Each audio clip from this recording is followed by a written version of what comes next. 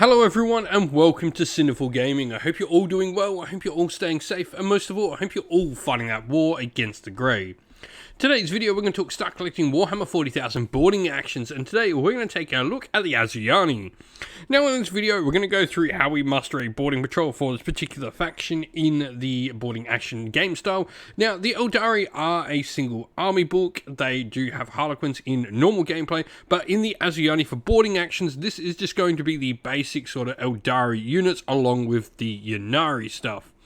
Now, we are going to look at how we form some boarding squads for a couple of units that are a little bit interesting, and then a bunch of rules adaptations, generally a bit of loss of rules for quite a few of the units in the Eldari force. But this is nothing out of the normal for a boarding action game. We generally see a lot of these particular types of rules we're losing lost for a lot of units in the game, as it just makes it a little bit more fair. Now, after this, we're going to take a look at a couple of units we recommend to get started with before exploring some other unit options that we can expand upon after those first couple of initial purchases. Finally, we'll finish off the video with a little sample army of 500 points for you to use, hopefully as some inspiration for starting your own Asuryani army for Warhammer 40k boarding actions. And so, mustering a boarding patrol, you can include up to one of the following units. This includes things like your Autarch, the two different variations that we have available are the Autarch Base and the Autarch Wayleaper, Eldrad Ulthuan, Farseer, Elec Knight Spear, Prince Uriel, Spirit Seer, the Visage and Yvraine, and of course all of the Phoenix Kings as well. Now, you could also include one of the following units, a single Warlock or a Warlock Conclave of 2 to 4 models. Now, it must be 2 or 4 models, it can't be 3 models. This is generally how the game works. You have to have these sort of set limits on your units, and this splits up into boarding squads. Now, this is interesting because it does allow, I have a Warlock unit for, say, Eldrad or the Farseer to lead if they should want to. Now, you can also include up to 3 of each of the following units. This is, of course, their Void Reapers, certainly a unit that narratively really fits into this, Guardian Defenders and Storm Guardians. You can also include a 1 unit of each of the following, that is Corsair Void Scar, Dire Avengers, Fire Dragons, Howling Banshees, Rangers, Striking Scorpions, Wraithblades, and Wraith Guard. And you can also include up to 1 of the following units, the Swooping Hawks or the Warp Spiders, but you only get 1 of those 2 if you wish to include it. Now, forming boarding squads here, in the form of boarding squads step, Guardian Defenders and Storm Guardians are split into a 6 and 5 model unit. This would include one of the units containing the platform and getting the benefits of it, and the other one not having the platform. Rules adaptation wise, we do have a big change to our Strands of Fate where we roll 9 dice at the start of the game instead of 12, and then we have a ton of rules lost for a bunch of different units. Azramin loses Tactical Acumen, Baharath loses Cloud Strider and Deep Strike, Eldrad loses the Diviner of the Futures ability, Jane Zar will lose her Whirling Death, Prince Uriel loses Prince of Corsairs, the Rangers lose Past the Outcast, Spirit Seer loses Tear of Isha, Storm Guardians lose Stormblades, Swooping Hawks lose Skyleap and Deep Strike, Warp Spiders lose Flicker Jump, Wraithguard lose War Construct, Yvraine loses Word of the Phoenix, and the Warlock Conclave loses the Protect ability. A bunch of different abilities lost, but, we have a very wide selection of different units to take in an Asuryani force. Today's video is brought to you by Gap Games, a fantastic retailer in Australia for a variety of different miniature war games. If you'd like to help support the channel, we have an affiliate link where by clicking on and purchasing, you'll help support the channel, but you'll also help support Gap Games, which is a fantastic servant to the community. Now, looking at where to go next for the Eldari, first of all, the units I want to talk about now are the other units that our Farseer can join. I think these definitely have a decent little bit of use for us, and the Guardian Defenders are the first one. Now, they are a little bit more defensive, as the name would suggest, than your regular sort of Guardians. They are going to have Shuriken Catapults as their main weapons rather than Shuriken Pistols and close combat weapons.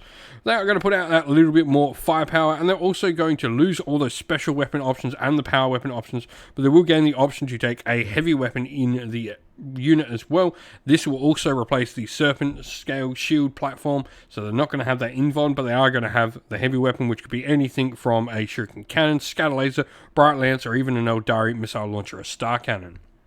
Next, we have the Warlock Conclave. Obviously, we can take a unit of these if we choose to go with these along with our Farseer. Now, this can be a secondary unit. This could be a single Warlock if you want, but for me, the Warlock Conclave is where I like to go. This definitely gives us a unit option to put together, enabling us to have the unit join something. Now, we are going to have a couple of different abilities that we're going to be able to use with these Warlock Conclaves. Obviously, we lose the Protect ability, but they're going to provide us with a couple of extra Witchblade attacks, which is nice, getting that anti-infantry, and, giving us a dedicated Psychic unit to pair alongside the Farseer. Now, the last two units I want to talk about are the units that really, I think, well, narratively, they are going to be the ones that really do suit everything we're trying to do in this force, and that is Corsair Void Reavers and Corsair Void Scars. Now, the Corsair Void Reaver are the base sort of unit. They don't have any of the specialists in the unit. They are going to have a Fellarch and 4 to 9 Void Weavers in the unit. Now, you can take things like a Neurodisruptor, which is an anti-infantry pistol, which is pretty cool, on your Fellarch, which can also take a Mist Shield. Mist Shield gives the bearer a 4-up invulnerable save. But you can also take a couple of different special weapons in the form of the Corsair Blaster and Shredder, and you can also take a heavy weapon if the unit's got 10 models in it, which could be a Shuriken Cannon or a Wraith Cannon, which is a pretty nice weapon to have. Now, they do have Reavers of the Void, where each time a model of this unit makes an attack, you reroll the hit roll of 1, and if that targets an enemy on an objective marker, pretty cool for boarding assault, they'll actually get to reroll the hit roll just in flat. Now, the Corsair Void Scarred are the more elite option of the two units. They're going to have a bunch of different options they can take from the two special weapons. They can also have the heavy weapon, the same as the Corsair Void Reavers.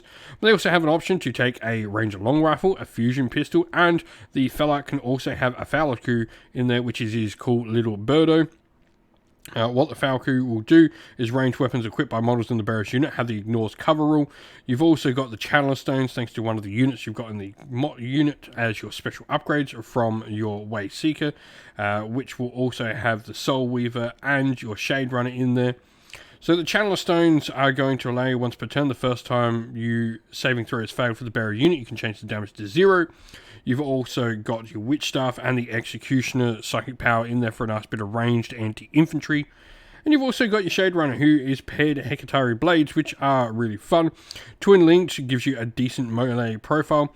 And they also have the Piratical Raiders ability, where at the start of the battle, you select one unit from your opponent's army. Each time this unit makes an attack that targets that particular unit, you're going to gain lethal hits and precision. So you can use this unit to really target an opponent's unit that has characters or more important pieces within it. And so here we have our sample army list for the Asuryani. Now we've got our Farseer, who's going to be our Warlord, and as mentioned, I like the Witchblade on this model. I think the anti-infantry is really where I go. And then the enhancement, Masterful Guidance, to help give some buffs to our battle line units. Speaking of battle line, we have a Storm Guardian squad here with all of the weapons available to them. And then we have a Corsair Void Reaver unit as well, with the Neurodisruptor and Mist Shield on the Fellarch, a Blaster Shredder, Wraith Cannon, and then the rest of the models with Power Swords. The other unit we've chosen to include in this force is a unit of Corsair Void Scarred. The Fellarch here has a Shuriken Pistol, Eldari Power Sword, Mist Shield, and the Falcon. And then we have Void Scarred with Blaster, Shredder, Wraith Cannon, Ranged Long Rifle, Fusion Pistol, all the 3 different specialists in the Shade Runner, Soul Weaver, and Way Seeker. And then a single Corsair Void Scarred with Shuriken Rifle. We've gone for the more ranged option here because we can put all those more rangy weapons like the Blaster, Shredder, Wraith Cannon, and Ranger Long Rifle all in a single unit together. Along with the Shuriken Rifle, and then put our specialists along with the Fusion Pistol and the Fellarch in a more combat-orientated unit. But if you've got some ideas on how to use the Asuryani in boarding actions in Warhammer 40k 10th edition, I'd love to hear your thoughts down in the comments below. And so that is the end of the video. Thank you all for watching. We hope you enjoyed it. If you did, please don't forget to leave a like and subscribe to the channel. If you'd like to come chat more with me, we have a Discord server for the channel, and that is linked down in the video's description. Also linked down in the video's description are the best ways to help support the channel. This is either via Patreon or YouTube members using one of our affiliate links and codes down there, like Baron of Dice, Gap Games, or Mithras Games, or by supporting us directly on Patreon or YouTube members. If you'd like to do any of those, we have links for that all in the description. And as a special thank you to our Patrons and YouTube members, we'd like to give them all a shout out. So thank you to our Patreons: Soren, Kenny Lowell, Outer and Shot First, Andrew Bowen, Q Dynamic, JJ Austrian, Average Wargamer, Domir, Mark Harvey, James Cater, Benjamin Swallows, Red Martin, Iron Grinch, Colorblind Magic, Grimscold, and Andy C. And our YouTube members: Greenridge Gaming, Ronya, Lock Lorick, The Johnny84, Broken Chef, Ariana Edwards, Revenar, Pink Nico Fire, Robin Mankiller, Monty's Tabletop Terrain, James Tillman, Disco, and John Castle. Lastly, a special thanks to Lady Witchfox Art, who does all the amazing artwork you see on the channel. Once again, everyone, thank you all for watching. Don't forget to like, subscribe, and drop a comment down below. Stay safe, stay well, and most of all, keep fighting that war against the Grey. Ciao for now.